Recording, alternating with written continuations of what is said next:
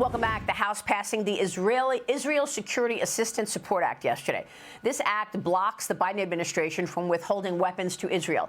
It condemns the president's approach to the Israel-Hamas war. Biden held back a shipment of weapons 2 weeks ago and threatened to cut off aid if Israel launched a full-scale invasion of Rafah. 16 Democrats joined 208 Republicans to advance this legislation, passing in a 224 to 187 vote. The bill is now headed to the Senate, but Senate Majority Leader Chuck Schumer is refusing to take the bill up to the floor for debate, telling reporters it's not going anywhere because Biden will veto it. Joining me now is New York Congresswoman Claudia Tenney. She's a member of the House Ways and Means Committee and the House Science, Space and Technology Committees. Congresswoman, good to see you. Thank you so much for being here this morning. I know you sent a letter to AG Merrick Garland earlier this week, and you're demanding he appoint a special counsel to investigate President Biden's decision to delay that shipment of weapons. Tell us more about it. Yes, well, Maria, I think I heard your interview earlier with our great representative, Mike Garcia, who was a combat fighter pilot. The Biden administration, once we pass a bill and the president signs it into law, you can't just decide it's been appropriated and we're not going to send that over, because under the Impoundment Control Act of 1974, the president actually has to go back to Congress and state with specific reasons why we're withholding aid.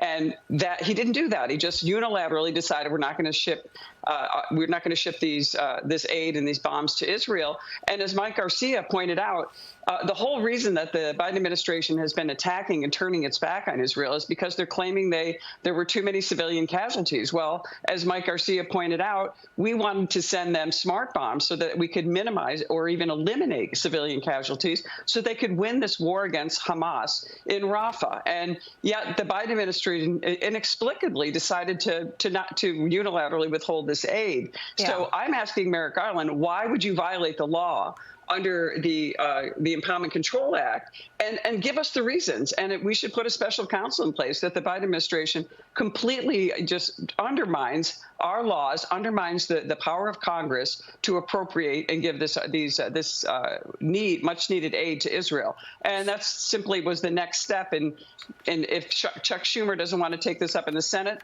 let's put this on Merrick Garland, the Attorney General, to explain why they would be doing this and expose the Biden administration for their turn against Israel, suddenly our best ally, the only active democracy in the Middle East. Well, the Israelis say that they have to go into Rafah because that's where the terrorists are, that the Hamas terrorists are holed up in Rafah.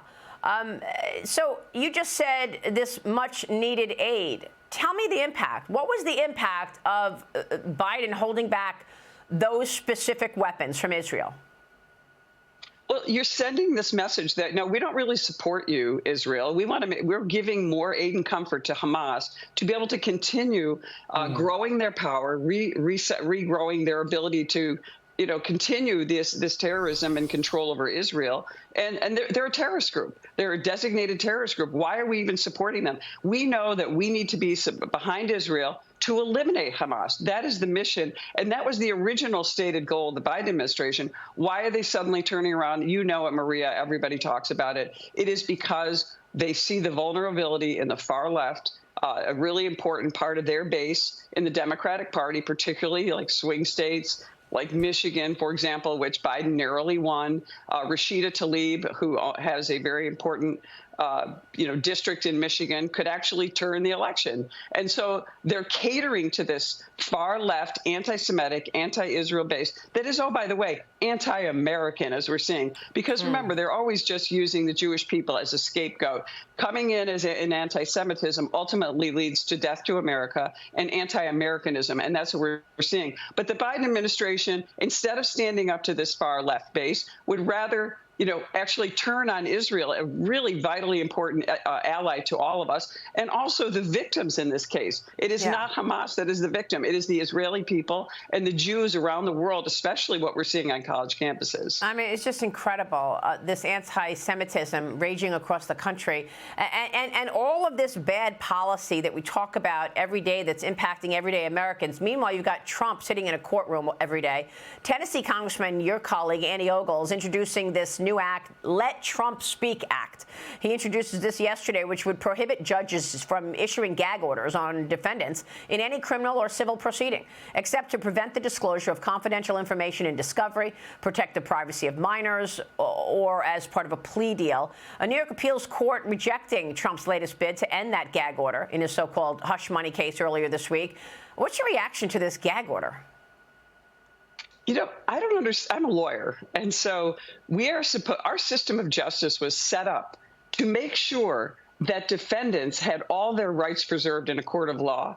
How are we telling a defendant who can basically has free speech? I mean, the only person he would impact or hurt would be himself. So how can we have a gag order on the president of the United States, who is a defendant in a sham trial? We all know this is a sham trial. There isn't any crime. There isn't any violation here. But nonetheless, the Court of Appeals judge, a Court of Appeals I have no respect for. This was once the most venerable court, the New York Court of Appeals. We have a judge, actually the Chief Justice, who presided over this ridiculous redistricting case that we just had that should have been dismissed outright, is now presiding, taking cases, up the appellate scale on this. The Chief Justice gave habeas corpus rights to an elephant at the Bronx Zoo. This is the level of the justice system. It is a joke in New York. And I'm a member of the New York Bar.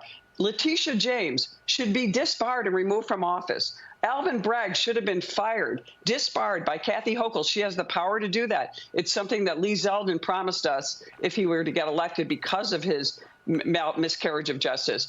And then we have this judge. My dad was a Supreme Court justice in the state of New York. There have been judges who have been removed for less for the type of, just inappropriate misconduct happening by this judge in this case. And the other judge, the other case that's happening in the Supreme Court in New York, this is a joke and should not be happening and should not be bringing down the actual, respect of the Bar Association in New York. Yeah, and how come it's this judge again? Like all these Trump-related cases is this judge, right? Steve Bannon, one other. I mean, that in and of itself, I'm questioning. But let me tell you, a lot of Republicans are questioning this upcoming election in terms of ensuring that we actually have a fair and transparent election. I know you have a bill. You are talking about your End Zuckerbucks Act, passing the House Ways and Means Committee markup earlier this week. That bill amends IRS code to prohibit tax-exempt organizations from directly or indirectly providing money to the administration of elections. Congresswoman, tell us more about that and why this is important going into the November election. Well, Maria, I introduced this bill numerous times. We finally got it out of House Ways and Means Committee. What this bill does is prohibits 501c3s to act as a guise to bring money into elections. Mark Zuckerberg, the famous Facebook billionaire, used the Center for Tech and Civic Life, it was a not-for-profit, to funnel $419 million into the election of 2020. And really just this election was decided by about 44,000 votes in 3 swing states. Had that money not been there, Molly Hemingway's book proves that this election probably would have gone the other way, or certainly could have gone the other way. And so this money was used under the guise of for PPE during the pandemic election. But once we found the information, 92% was given for electioneering or giving resources to the election boards to actually prime the pump in mostly Democrat regions so that we could see the swing state turn. It was all about the swing states for this money. So successfully, we were able to promote this, and 28 states, I think, led originally by the state of Florida under Ron DeSantis, actually eliminated the ability to bring this 501c3 type money and to interfere with our elections. But the Biden administration acted immediately in 2021. President Biden did an executive order actually incentivizing the massive federal bureaucracy. All federal agencies are now going to be vote harvesting sites, Dropbox sites. They're going to be conducting the electioneering that was done by the private money through 501c3s to try to prime the pump, to try to get Biden elected in all of these agencies. And there was the Foundation for Government Accountability, a nonprofit organization, discovered that the Biden administration is actually meeting with